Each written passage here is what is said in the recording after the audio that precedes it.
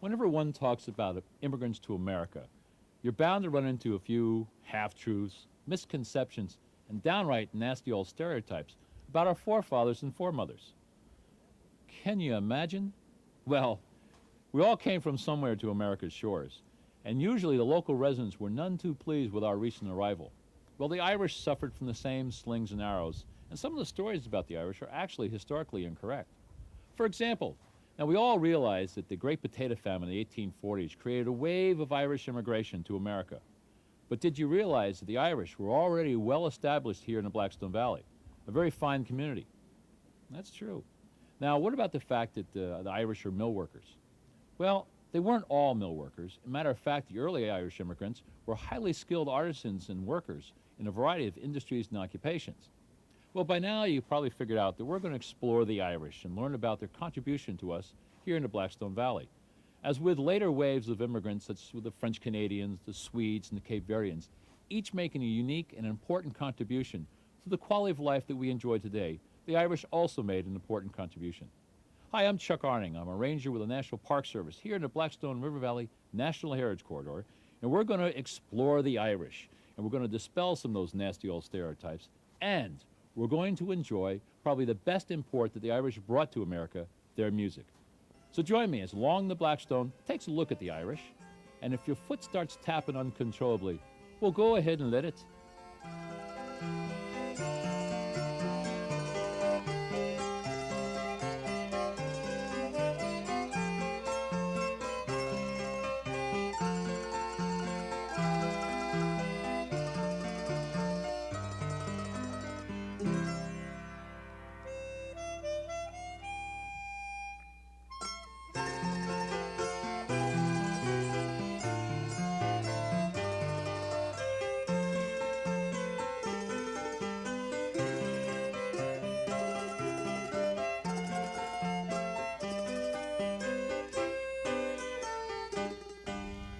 The role of the church was very important in the family life of the Irish, not only in Ireland, but right here in America as well. So it's very fitting that we are sitting in St. John's Church. It was built in 1846, and right next door to it, no longer here, was Christ Church. It was built in 1834, and that was the first Catholic church west of Boston. And we're with Dr. Powers, and Dr. Powers, in talking about the Irish, we have learned for a long time that the potato famine was a big reason for a large Irish immigration. But here in the valley, they were here a lot earlier, weren't they? Yes, obviously this was opened before the famine. The Christ Church preceded by four. In fact, the Irish arrived in Worcester at least a generation before that, which was fairly true throughout the Northeast and Middle Atlantic states of the United States. You had perhaps up to 1 million Irish had already arrived before there was a blight of the potato in Ireland. That began in 1845. Well, all immigration represents the transference, and we talked today about the brain drain. Well, in the 1800s, there could have been a skill, a technology, and the Irish that first came up the Blackstone Valley came in as canal builders with experience in the British Isles of building canals during the English Transportation Revolution. And they brought the skills, the know-how of how we go about it to America. And of course, not only in Blackstone Canal, but the Erie Canal and a whole series of other canals during that canal era, they represented an emergence of a new form of technology and skills in America badly needed at the time. Now, Doctor, one other point that I think that most people are probably not aware of, that the Irish who settled first in the Blackstone Valley to build a canal did not come directly from Ireland, did they? No, they came from other parts of the British Isles, mainly from England itself. Right along the Welsh-English border. In fact, most of the group that came into Worcester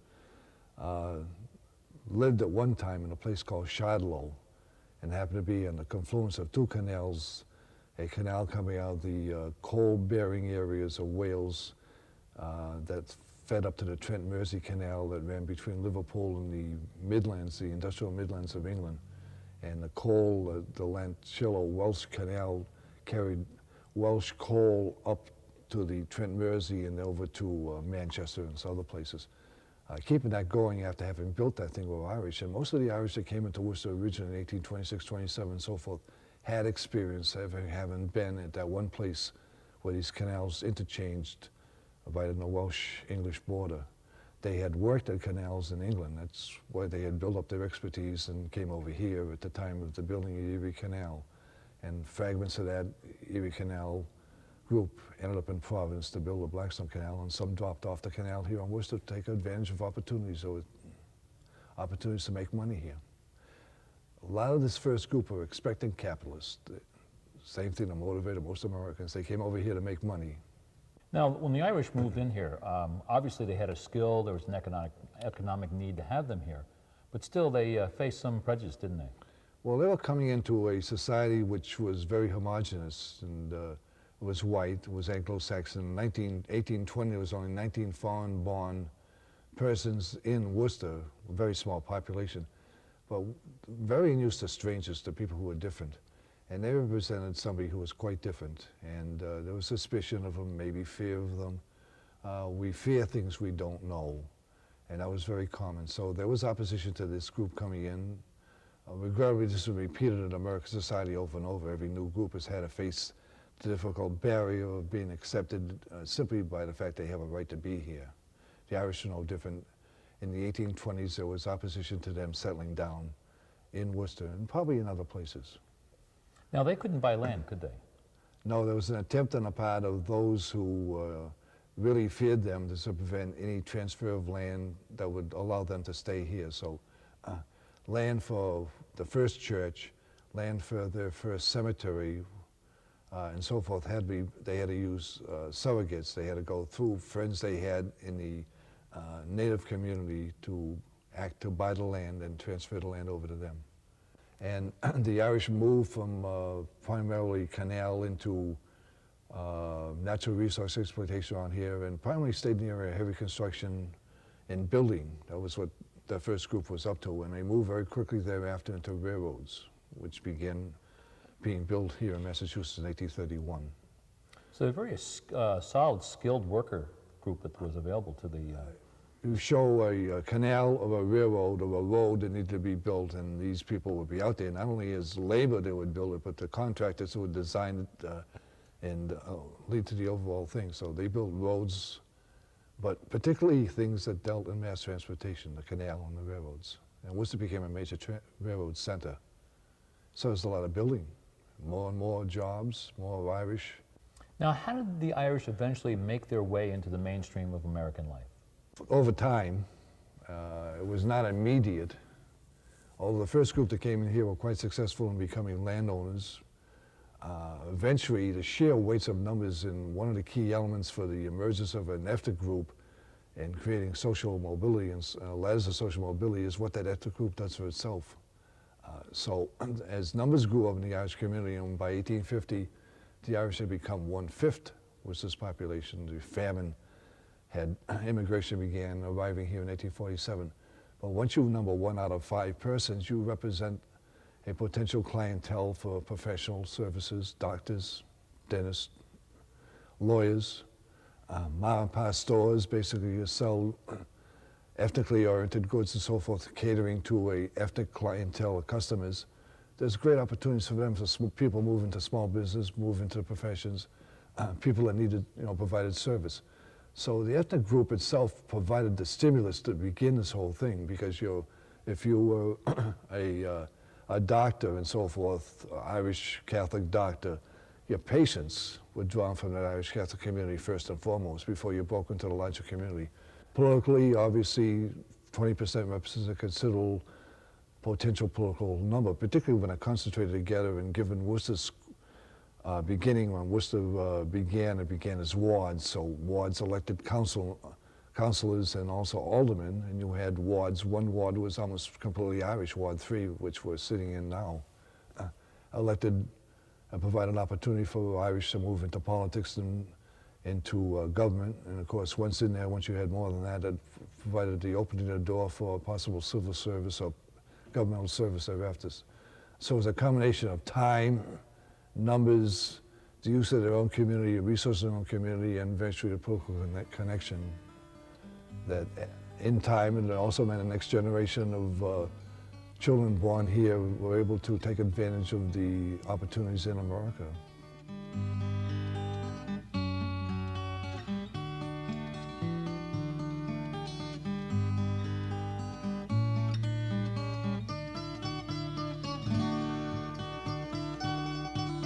an Irish mill owner.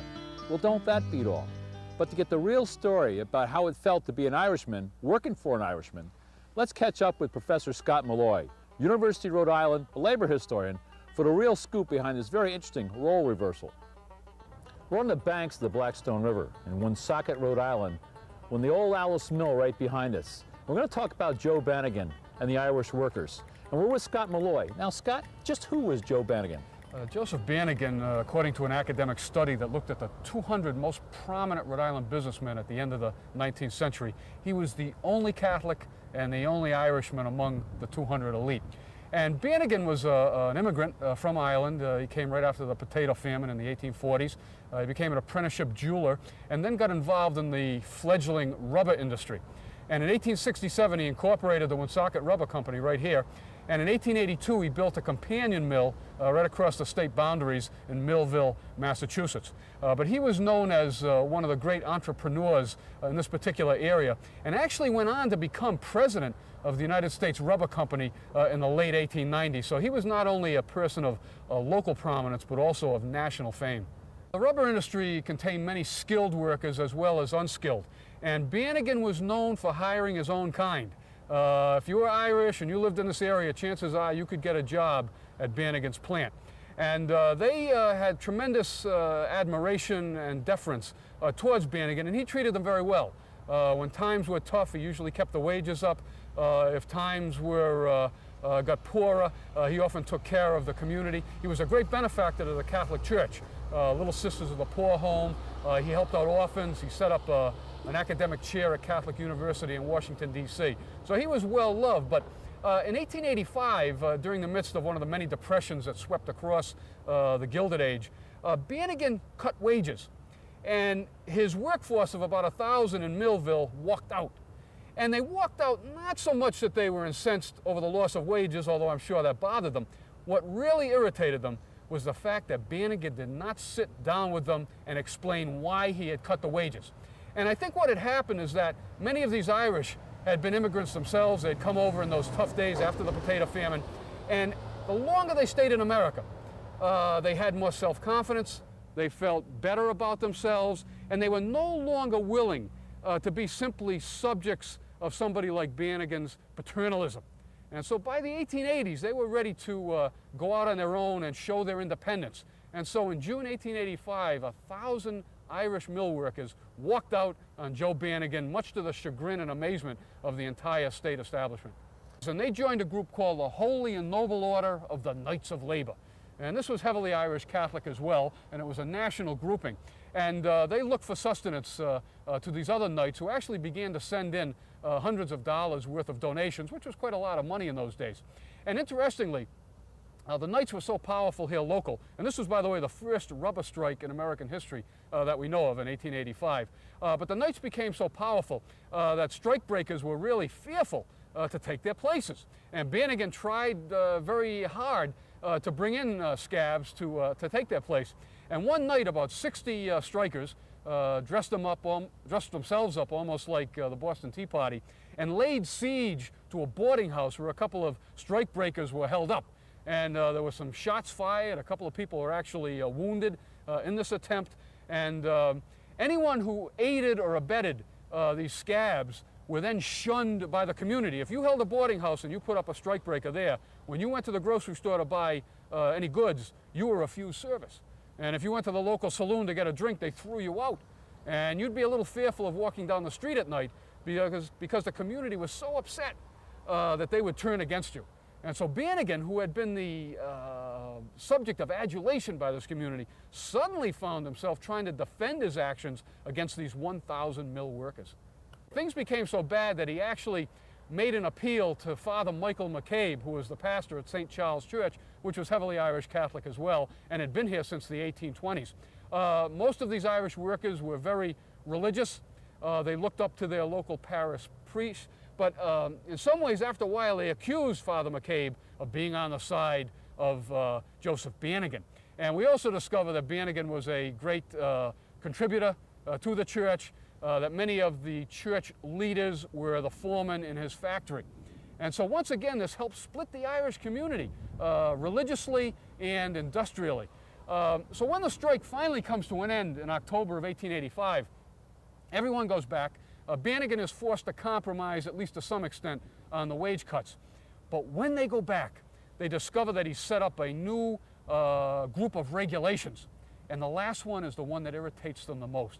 It says that every Sunday, every worker in the Bannigan mill will attend church or be fired. And even though most of them were very religious and would have gone to church anyway, they could not stand being told, even by someone of their own faith, that they had to go to work. So they went back to work for a day and they walked out once again. And they found that the state's establishment actually took their side, saying that where did a factory magnate get off trying to tell their workers where they could go to church and where they couldn't. At one point, Bannigan gets the local sheriffs involved, and they also call out, because this is in Millville, they call out and get some of the militia and the constabulary down from Worcester. When they did that, workers in Worcester held a rally attended by 10,000 demonstrators protesting the sheriff getting involved against the Knights of Labor here in Millville. I think Father McCabe was probably trying to do the right thing. I think he tried to mediate, but his own sensibilities, being a well-educated Irish immigrant himself, who was of the same age of Bannigan, I think he felt a certain connection to Bannigan and his stature in life. And I think he also worried about that the Irish community was beginning to fall apart, that it was no longer tied as closely as it had been, that they no longer recognized the deference to their betters, to those people who had a bigger station in life than they did. I think in some ways it was actually a growing up, a maturing on the part of the Irish community. Because although Bannigan had treated them fairly well, there was still lots of discrimination against Irish Catholics in the state, which lasted actually right into the 20th century. And I think this was a way that the Irish mill workers showed their independence. And from that, being involved in the union, most of them got union cards after that, they then used it to transfer themselves not only from the factory, but into the skilled trades. They became bricklayers, they became carpenters, they became machinists, they made more money, and by speaking out and feeling more independent and feeling sure of themselves, they were able to climb the social and economic ladder to success eventually.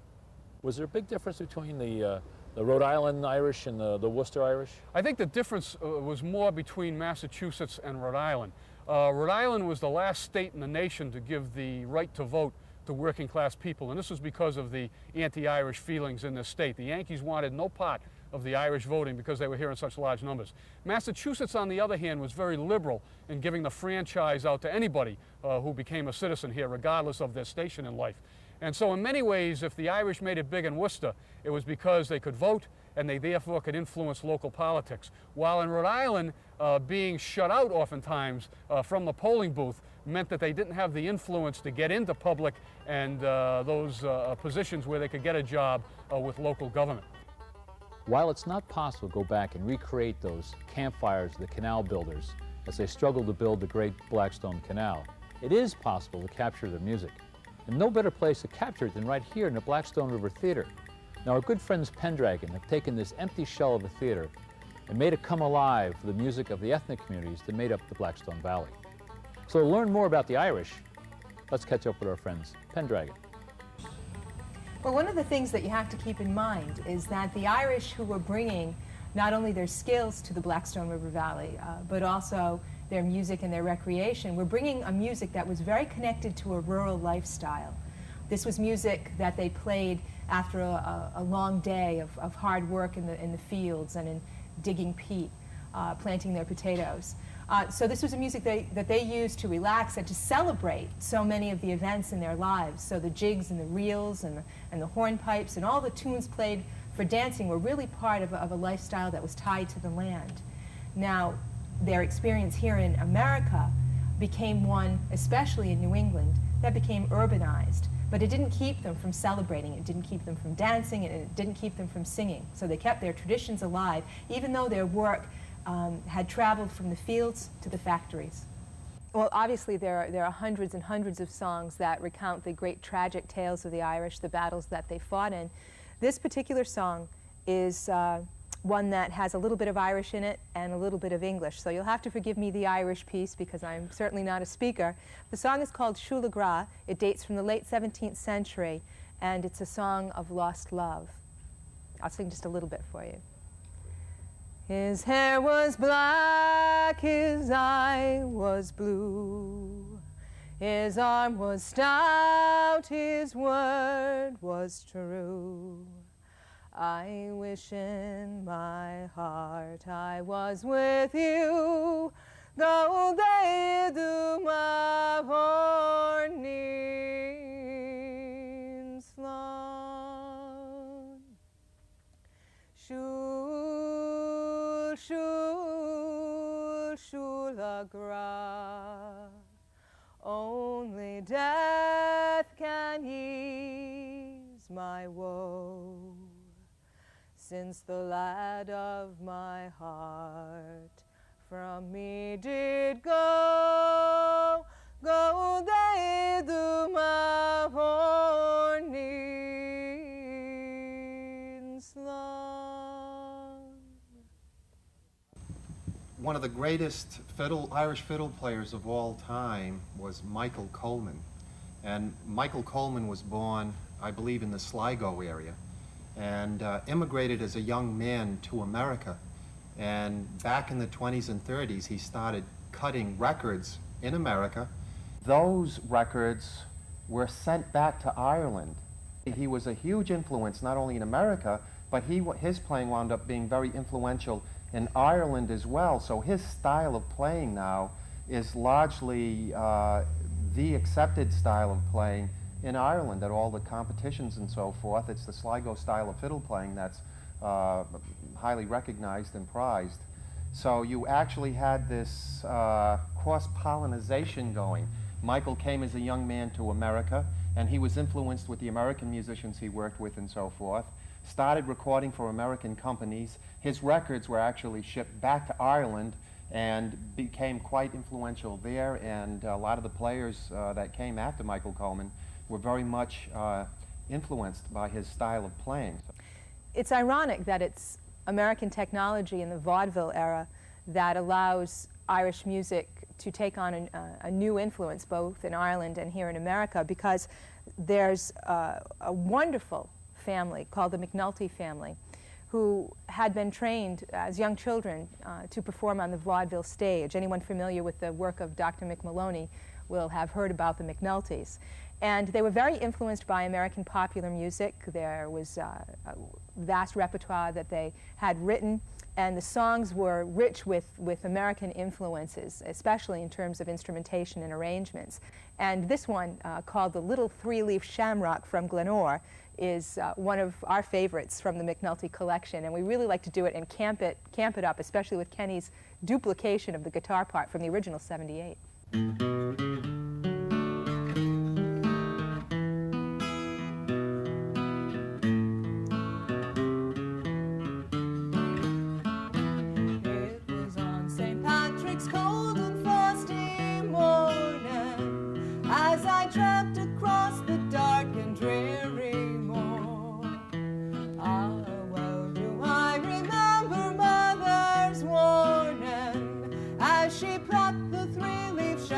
From Glenore, it's the king of all the flowers in Killarney, and the like of it sure you never saw before. It grows around the rocks of Irish Blarney.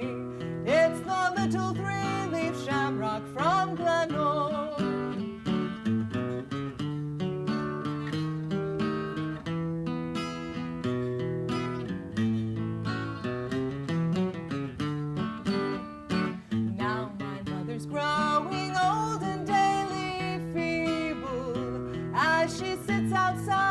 Little cabin door, but her thoughts are ever, ever, ever straying on the little three-leaf shamrock from Glenore. It's the king of all the flowers in Killarney, and the like of it sure you never saw before. It grows around the rocks of Irish Blarney. It's the little three-leaf shamrock from Glenore. Every night of the week, in Boston, there is an Irish music session happening someplace, places like the Greenbrier and wonderful, wonderful places. Here in Providence, we have 2 different music sessions, one on Monday night, one on Wednesday nights, in Newport, all over the place. And an Irish music session is something where all the traditional musicians from the area will get together in an evening, usually at a pub, and they will play tunes all night long. There'll be a few songs, sometimes a few stories. And it's very much alive and well. As a matter of fact, let's do a reel. This is something that we very much like to play at the Irish music sessions in Providence. It's a reel called George White's Favorite. 1, 2, 3, 4.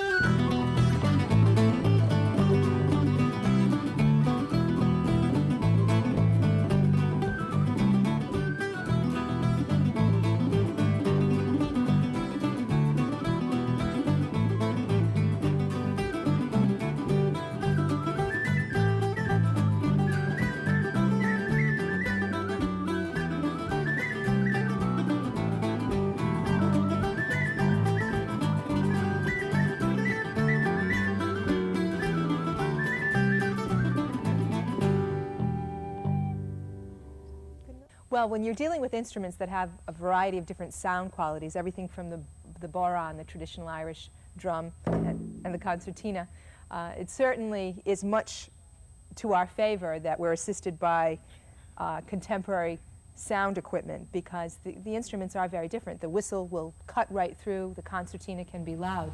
But it always depends on the tunes. Yeah, as an example of how we can blend this together, we'll play a very common tune called Alexander's Hornpipe.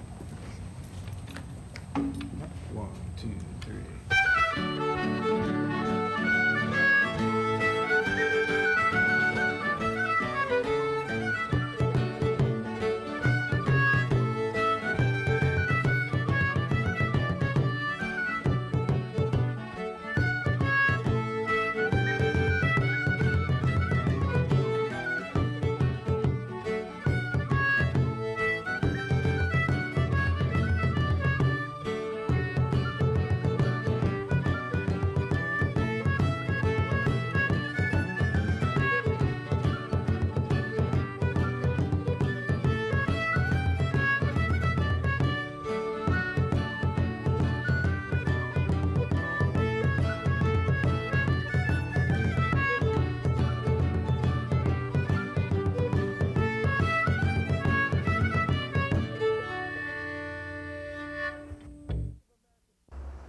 The fabric of American culture is a richly woven tapestry that reflects the unique and bountiful contributions of the many diverse immigrant peoples who ventured to America seeking freedom and opportunity. Well, this has been Chuck Arning, National Park Service Ranger with the Blackstone River Valley National Heritage Corridor, and as we listen to the wonderful music of the Irish, performed by our good friends Pendragon, consider what a sterile place this would be if it were not for the contributions of the many ethnic groups that came to the Blackstone Valley to settle.